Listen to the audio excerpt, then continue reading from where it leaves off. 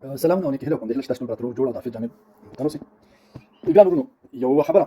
ډیره مهمه ده د لر او بر افغانانو په حق ده خو رښتیا چې د حل لپاره ما بل هغه کلونه فکر او سوچ کړو چې د دې حل لپاره به څه کی چې دا پښتانه د لر او بر د کوي شي او دغه مشکلات چې لر او بر او همدغه رقم د غیزه خلک دوی څنګه د پرمختګ نه برخمن کېدل شي او څنګه پاکستان پنجاب مقصد دوی داسې ودرول شي او همدغه رقم د پنجاب د فتنو څنګه افغانستان خلاصېدل شي دغه ته ما ډېر کلونه فکر کړو او ډېرو پوهانو او ډېرو او خیال خلکو د دې په حق باندې خبرې کړې وي خو هغه خبرې ته نه دي رسېدلې نو زه غواړم چې دا خبره د لر او بر پښتنو او افغانانو ته ورواړوم چې هغه حل لارې ما را پیدا کړې ده او د دې لپاره چې تاسو دا تر پایه واورئ او د زړه په غوږونې واورئ نو ان شاء الله چې تاسو ما سره ټول موافق کېدای شئ او دا هغه حقیقي حل لاره ده او باید دغه تاکید شي او دغه باید په ځان باندې ومنو او دغه موږ د هرې بدبختۍ نه خلاصولی شي لازم دی ته ګورئ پر ضد د دې چې موږ ووایو چې تر اټکه پورې ځمکه زموږ ده او همدغه رقم د پنجاب حکومت راځي زموږ په ولسمشرانو باندې مقصد فشار راوړي د لپاره چې دا ډیورنډ لاین امضا کړه د دغه نه د خلاصون لاره په څه کې ده اوس وخت موږ پر ضد د دې چې لر او بر یو افغان او تر اټکه پورې د دې پر ضد چې موږ هلته پښتون ته دا وویل چې ای پښتنو تاسې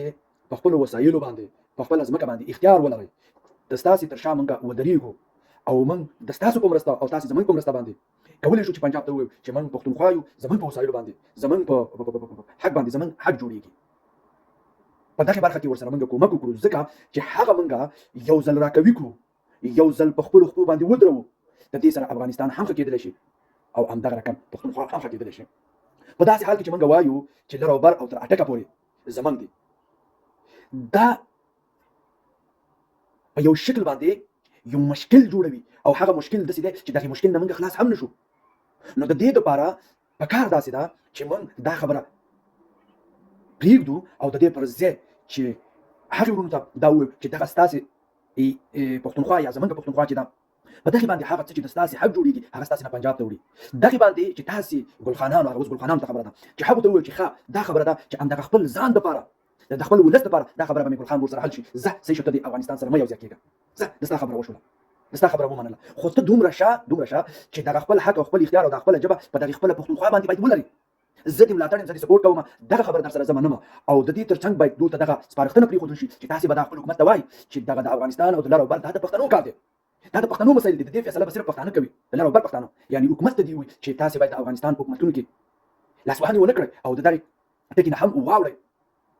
چې موږ ته دغه د ډیورنډ لاین کرښه په رسمیت وپېژنئ دغې ضمانت باید پښتونخوا ورکړي او پښتونخوا ته ووایي چې ته زما ورور یې زه تا سره یم هغه وخت زه تا سره ولاړ یم البته کله چې په تا باندې ظلم کوي ته یو مستقله پښتونخوا یې خیر که ستا اسناد پاکستاني وي نو کله چې دوی را جوړ شي زه په دې باندې پوهېږم چې پنجاب دې ته نه تیارېږي پنجاب دې خبرې ته نه تیارېږي چې پښتونخوا او وزیرستان او دغه پښتونخوا دې ټول مقصد په هغې خپلو وسایلو باندې په خپلو ځمکو او هغه مدنیاتو باندې واک او اختیار ولري دا پنجاب هېڅکله نو په دغې صورت کې چې کله دوی واک او اختیار ته پرېنږدي نو دلته به هغه ګلخان هم د هغه مخالف جوړېږي او که چېرته یې پرېږدي نو دی په خپلو خپلو باندې ودرېږي دا یو غښتلی پښتونخوا جوړېږي رسېدلې او پرمختللې پښتونخوا جوړېږي نو بیا دا د افغانستان په درد باندې دوا کېدلی شي افغانستان بیا هم د دې سره د پاکستان د لاسوهنو نه په امان کې کېږي او دی هم وده کوي پرمختګ کوي او په وسلو او په مدنیاتو او په هر څه باندې سمبالېدلی شي او هر افغان به د نړۍ میلیاردر جوړېږي نو په لحاظ دغه لاره چې موږ ونیسو نو څه وخت چې ته پرمختللی شي او ته رسېدلی شي نو په هغې وخت کې رسېدلی تر رسېدل سره جوړېږي نو پښتونخوا بیا خپله ستا ده نو بیا په هغې وختونو کې ته کولی شي چې بیا به ته ووایې چې حساب در سره کوو نو اوس ضرورت د دې ده چې پښتونخوا ته ووایو او د پښتونخوا مشرانو ته ووایو چې تاسې سره موږ داسې پرېکړه لیک یا تاسو سره موږ داسې ولاړ یو چې باید پنجاب ته ووایو چې په پښتونخوا کې نور باید یو افغان یو پښتون باید ونه وژل شي او پښتونخوا کې امن اوسي داسې امن لکه څنګه چې پنجاب کې دی نو چې کله دا شانې امن راځي نو پښتون پرمختګ کوي پښتون بیا پښتون پاتې کېږي پښتون بیا غیرتمند پاتې کېږي او غیرتمند خلک د خپلو وروڼو سره یووالی پیدا کوي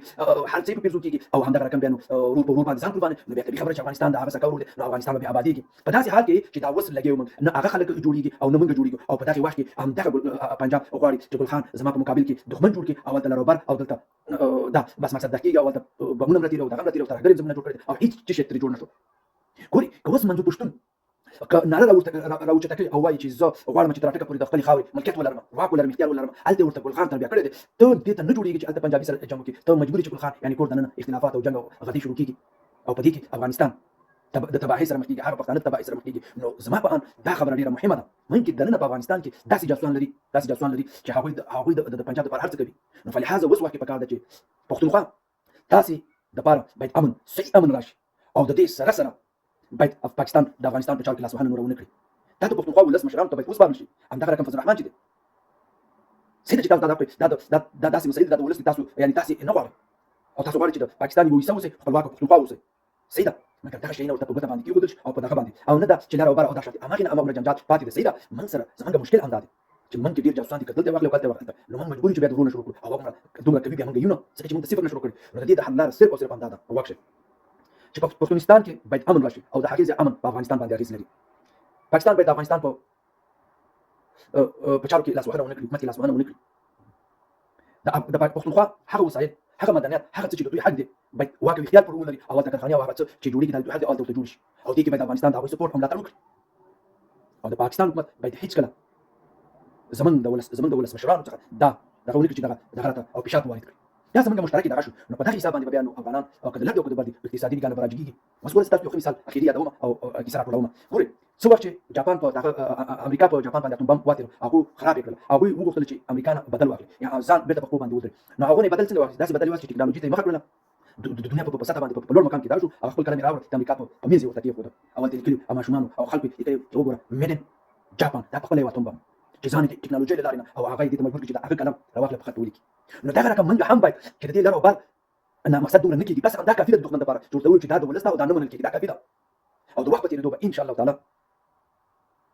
حقیقت هم ښکاره شي او د حقیقت نه علاوه هغه حق به حق دا ته وسپارل شي کوم چې د چا دی. دا ډېرې مهمې خبرې دي. اوس وخت زموږ دپاره پکار دی چې د لر او بر افغانان هوښیار شو علم حاصل کړو او د نړۍ سره سیال شو او نو بیا موږ کولی شو په اتفاق او اتحاد سره چې د نړۍ هر ملک ته ماتې ورکړو. موږ یې په بدبختیو کې راګیر کړي. نو د دې دپاره دا ډېره مهمه خبره ده چې دغه تګلاره انتخاب شي. نور مو وخت نه نیسم. پر مسلمان خاطر او آباد او سرلوړي او کامیاب